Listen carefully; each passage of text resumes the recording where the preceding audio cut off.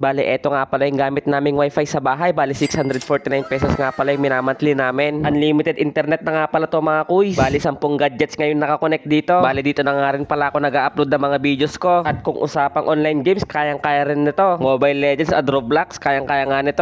Gamit nga din namin itong wifi na to sa pag-aaral ng mga bata. 4 na taon na nga namin itong gamit na wifi, kaya may re-recommend ko talaga. Make sure na papanoorin mo ng buo ang video ito at ituturo ko rin sa'yo. Ang tawag nga dito mga kuys ay Smart Prepaid Wi-Fi. Bali, yung kulay itim nga ang gamit ko mga kuys kasi ito ang pinakamura sa Shopee. May mga mas magagandang modem nga kaysa sa gamit ko ngayon, pero sapat na kasi sa akin itong kulay itim. Bali, ilalagay ko na lang din pala sa comment section ng video ito yung Shopee link at kayo na ang bahalang mamili ng gusto nyong modem. Pare-parehas lang din naman kasi yan. Maaaring mas mabilis lang siguro yung internet ng kulay puti kaya medyo mas mahal. Bali, isang beses nga lang pala kayo bibili ng ganito mga kuys. Bali, lifetime na yan. Bali, kailangan nyo nga rin palang bumili ng Smart Prepaid SIM. Bali, ilalagay ko na lang din sa comment section yung link. Bali, yung Smart SIM card nga na yun ang magbibigay ng internet connection sa binili nyong modem. Next nga na ituturo ko sa inyo mga kus ay kung paano i-register tong SIM card na to. Bali, kailangan nyo nga lang itong loadan ng 649 pesos. At kapag meron na nga siyang regular load ay sasalpak nyo na sa cellphone. After nyo nga itong maisalpak sa cellphone ay dial nyo na ang *143 number sign. Bali, kailangan nyo nga lang piliin yung number 1 mga kus, Unli Data. After nun ay may lalabas nga ulit na pagpipilian dito, Unli Data tsaka Unli Data Plus. Bali, Unli Data lang ang kukunin natin. Bali, dalawa nga ulit yung pagpipilian dito, isang 7 days tsaka isang 30 days. Bali, yung 30 days nga yung kukunin natin. Bali, 649 pesos siya. Piliin lang natin yung 30 days saka i-subscribe na natin. Bali, ganun nga lang kadali mag-register ng Unli Data mga kuys. Bali, mayroon nga din pala magte-text na confirmation code na naka-register ka na talaga sa Unli Data. Bali, eto nga pala yun. Bali, kailangan mo na nga lang ibalik yung SIM card sa modem at ready to use na yan mga kuys. Mayroon ka bang hindi nasundan sa video ito? Iwan mo lang sa comment section at sasagutin natin yan. At kung umabot ka sa part ng video na to ay pwede mo bang i-comment kung taga saan ka para malaman ko naman kung hanggang saan umabot ang video na to. At kung sakali man na hindi ka pa naka-follow ay baka naman.